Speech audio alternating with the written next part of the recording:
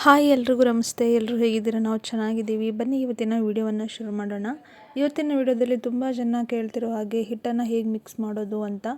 ಸಾಮಾನ್ಯವಾಗಿ ಮಷೀನನ್ನು ತೊಗೊಂಡು ರೊಟ್ಟಿ ಬಿಸ್ನೆಸ್ ಮಾಡೋರಿಗೆ ಇದೊಂದು ದೊಡ್ಡ ಸಮಸ್ಯೆ ಅಂತಲೇ ಹೇಳ್ಬೋದು. ಯಾಕಂದರೆ ನಾವು ರೊಟ್ಟಿ ಹಿಟ್ಟನ್ನು ಚೆನ್ನಾಗಿ ಮಿಕ್ಸ್ ಮಾಡಿದ್ರೆ ಮಾತ್ರ ನಮ್ಮ ರೊಟ್ಟಿ ಬರುತ್ತೆ, ಇಲ್ಲಾಂದರೆ ರೊಟ್ಟಿ ಬರೋದಿಲ್ಲ. ಮಾಡಿದಂಥ ಹಿಟ್ಟು ಜೋಳ ಎಲ್ಲರೂ ವೇಸ್ಟ್ ಆಗುತ್ತೆ. ಇವತ್ತಿನ ವಿಡಿಯೋದಲ್ಲಿ ಅದ್ರ ಬಗ್ಗೆ ಡೀಟೇಲಾಗಿ ಹೇಳ್ತೀನಿ. ಯಾರೆಲ್ಲ ಹೊಸದಾಗಿ ನೋಡ್ತಾ ಇದ್ದರೆ ಪ್ಲೀಸ್ ಚಾನಲ್ ಸಬ್ಸ್ಕ್ರೈಬ್ ಮಾಡ್ಕೊಂಡು ನೋಡಿ, ಸಪೋರ್ಟ್ ಮಾಡಿ, ಲೈಕ್ ಮಾಡಿ, ಇಷ್ಟ ಆದರೆ ಕಮೆಂಟ್ ಮಾಡಿ, ಅಥವಾ ನಿಮ್ಮ ಏನೇ ಕ್ವಶನ್ಸ್ ಇದ್ದರೂ ಕೂಡ ಕಮೆಂಟ್ ಮಾಡಿ. ನೋಡ್ಬೋದು ಹಿಟ್ಟನ್ನು ಯಾವ ಥರ ನಾವು ಮಿಕ್ಸ್ ಮಾಡ್ಕೊಂಡಿದ್ದೀವಿ ಅಂತ. ಈ ಒಂದು ಹದಕ್ಕೆ ಬಂದರೆ ಮಾತ್ರ ರೊಟ್ಟಿ ಬರೋದಕ್ಕೆ ಸಾಧ್ಯ, ಇಲ್ಲಾಂದರೆ ಬರೋದಿಲ್ಲ. ನೋಡ್ಬೋದು ಇಬ್ಬರು ರೊಟ್ಟಿ ಬೇಯಿಸ್ತಾ ಇದ್ದಾರೆ, ಒಬ್ಬರು ಹಿಟ್ಟನ್ನು ಬೆಳೆಸ್ತಾ ಇದ್ದಾರೆ. ಹಿಟ್ಟು ಬೆಳೆಸೋದಿದ್ದಾಗ ಇಬ್ಬರು ರೊಟ್ಟಿ ಬೇಯಿಸ್ತಾರೆ, ಒಬ್ಬರು ಹಿಟ್ಟನ್ನು ಬೆಳೆಸ್ಕೊತಾರೆ. ಅದಾದಮೇಲೆ ಮತ್ತೊಬ್ಬರು ಬಂದು ಅಂದರೆ ಇಬ್ಬರು ಮಷಿನ್ ಹತ್ರ ನಿಂತ್ಕೊಂಡು ರೊಟ್ಟಿ ತೊಗೊಂಡು ಮೂವರು ಒಂದೇ ಸರಿ ಕೂತ್ಕೊಂಡು ರೊಟ್ಟಿ ಬೇಯಿಸ್ತಾರೆ. ಇದು ಡೈಲಿ ನಡೆಯುವಂಥ ನಮ್ಮ ರೊಟ್ಟಿ ಬಿಸ್ನೆಸ್ ವಿಧಾನ ಅಂತ ಹೇಳ್ಬೋದು.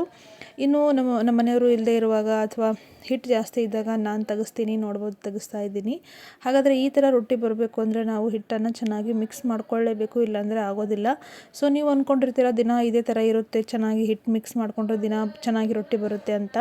ಅದು ಕೂಡ ತಪ್ಪು. ಯಾಕಂದರೆ ಮಾರ್ಕೆಟಲ್ಲಿ ಜೋಳಗಳು ಒಂದೇ ಥರ ಇರೋದಿಲ್ಲ, ಅಥವಾ ನಾವು ಯಾರ ಹತ್ರ ತೊಗೊಳ್ತೀವಿ ಅಂದ್ರೂ ಜೋಳ ನಮಗೆ ಒಂದೇ ಥರ ಸಿಗೋದಿಲ್ಲ. ಸಿಕ್ಕರೂ ಕೂಡ ಚೇಂಜ್ ಇರುತ್ತೆ. ನಾವು ಹಿಟ್ಟು ಹಾಕ್ಸಿದ ತಕ್ಷಣ ಅವು ಚೇಂಜ್ ಆಗಿಬಿಡುತ್ತೆ. ಯಾಕಂದರೆ ಒಂದೊಂದು ಜಿಗಿ ಜಾಸ್ತಿ ಇರುತ್ತೆ, ಒಂದೊಂದು ಜಿಗಿ ಕಡಿಮೆ ಇರುತ್ತೆ. ಆ ಟೈಮಲ್ಲಿ ನಾವು ಮಿಕ್ಸ್ ಮಾಡೋದ್ರಲ್ಲೇ ಇರುತ್ತೆ. ನಾವು ಯಾವ ಥರ ಮಿಕ್ಸ್ ಮಾಡ್ತೀವಿ ಅನ್ನೋದು ತುಂಬಾ ಮುಖ್ಯ ಆಗುತ್ತೆ. ಯಾವತ್ತೂ ನಾವು ಒಂದೇ ಥರ ಜೋಳನ ತರೋದಕ್ಕಾಗಲ್ಲ, ಮಾರ್ಕೆಟಲ್ಲೂ ಸಿಗೋದು ಇಲ್ಲ.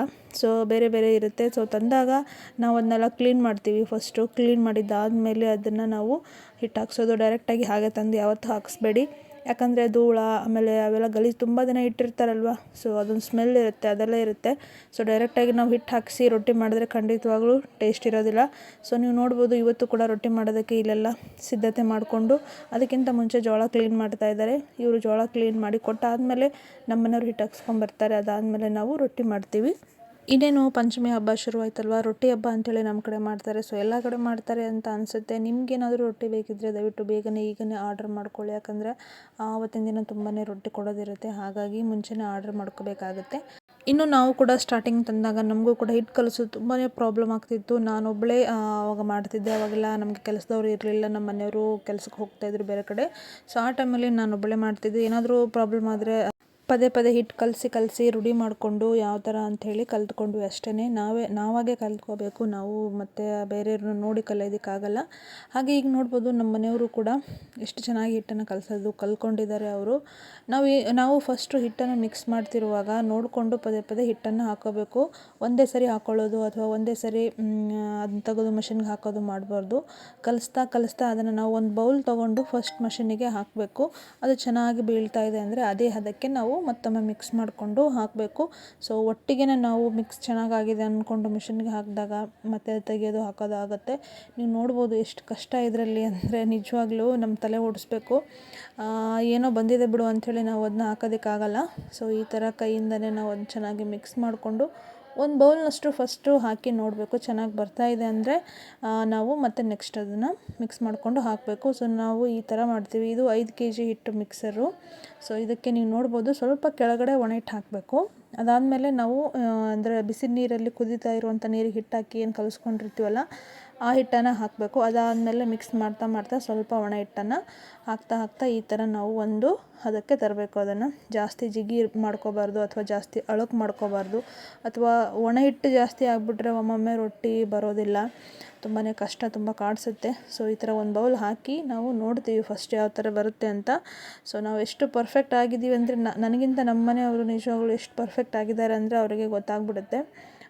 ದಿನ ಕಲಸಿ ರೂಢಿ ಆಗಿರುತ್ತಲ್ವ. ಹಾಗಾಗಿ ನಮ್ಮ ಮನೆಯವ್ರಿಗೆ ಅಷ್ಟೇ ಅಲ್ಲ, ನಮ್ಮ ಹತ್ರ ಕೆಲಸ ಮಾಡೋದಕ್ಕೆ ಬರ್ತಾರಲ್ಲ ಅವರು ಕೂಡ ತುಂಬಾ ಚೆನ್ನಾಗಿ ಕಲ್ತ್ಕೊಂಡಿದ್ದಾರೆ ಅದನ್ನು ಯಾವ ಥರ ಏನಿರುತ್ತೆ ಅಂಥೇಳಿ.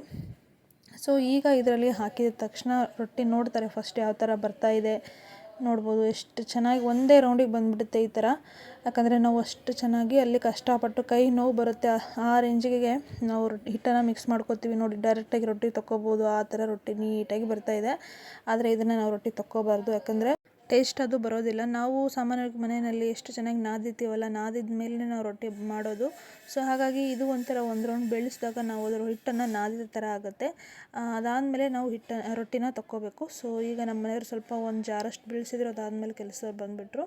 ಸೊ ಈಗ ನಾವು ಬೆಳೆಸಿದಂಥ ಹಿಟ್ಟನ್ನು ಅವರು ಡೈರೆಕ್ಟಾಗಿ ರೊಟ್ಟಿ ತಗೊಳ್ತಾ ಇದ್ದಾರೆ. ನೋಡ್ಬೋದು ಎಷ್ಟು ಚೆನ್ನಾಗಿ ಬರ್ತಾಯಿದೆ ರೊಟ್ಟಿ, ಕಾಡಿಸೋದೇ ಇಲ್ಲ ಹಿಟ್ಟು. ಸ್ಟಾರ್ಟಿಂಗ್ ನಾವು ಕೂಡ ಕಲಿಬೇಕಾದ್ರೆ ತುಂಬಾ ಕಾಡಿಸ್ತಾ ಇತ್ತು. ಸೊ ಇದೆಲ್ಲ ನಾವು ಕಲಿತಾ ಮಾಡ್ತಾ ಕಲಿತೀವಿ. ಸೊ ಏನೋ ಟೆನ್ಷನ್ ತೊಗೊಳ್ದೆ ಮಾಡ್ತಾ ಹೋಗಿ ಅಂತ ಹೇಳ್ತೀನಿ. ಹಾಗೆ ನಮ್ಮ ರೊಟ್ಟಿಗಳು ಕೂಡ ನಿಮಗೆ ಬೇಕಿದ್ದರೆ ಇನ್ಸ್ಟಾಗ್ರಾಮ್ ಅಥವಾ ಫೇಸ್ಬುಕ್ಕಲ್ಲಿ ನಂಬರ್ ಹಾಕಿರ್ತೀವಿ, ಅಥವಾ ಈ ವಿಡಿಯೋದಲ್ಲಿ ನಾನು ನಂಬರ್ ಹಾಕಿದ್ದೀನಿ, ನೀವು ಕಾಂಟ್ಯಾಕ್ಟ್ ಮಾಡಿ ಖಡಕ್ ಜೋಳದ ರೊಟ್ಟಿಯನ್ನು ತೊಗೊಳ್ಳಿ. ಮತ್ತೊಂದು ವಿಡಿಯೋ ಜೊತೆಗೆ ಸಿಗ್ತೀವಿ. ಎಲ್ರಿಗೂ ನಮಸ್ಕಾರ, ಧನ್ಯವಾದಗಳು.